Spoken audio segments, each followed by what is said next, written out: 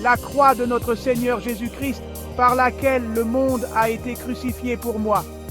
Galates 6, 14.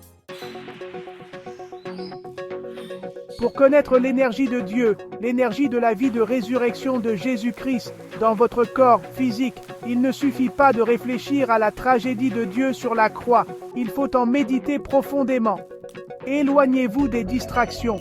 Cessez de vous intéresser de manière obsessionnelle à votre développement spirituel personnel et considérez, avec un esprit dépouillé, la tragédie de Dieu.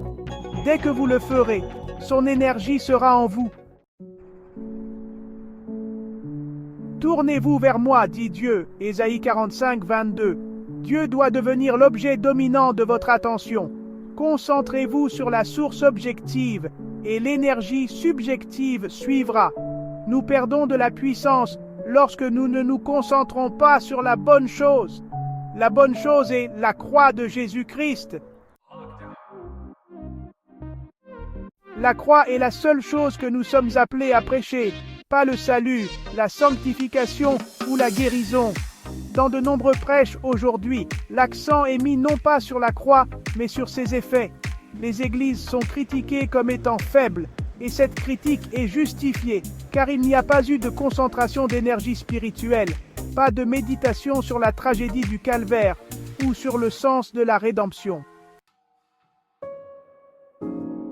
Concentrez-vous sur la croix dans votre prédication, et bien que les membres de votre auditoire semblent ne pas prêter attention, ils ne seront jamais les mêmes par la suite.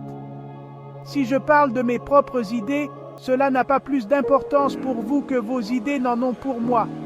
Mais si je parle de la vérité de Dieu, vous la rencontrerez à nouveau tout comme moi.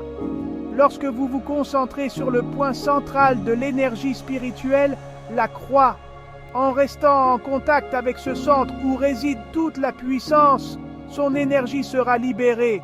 La proclamation de la croix de Jésus-Christ accomplit son propre travail.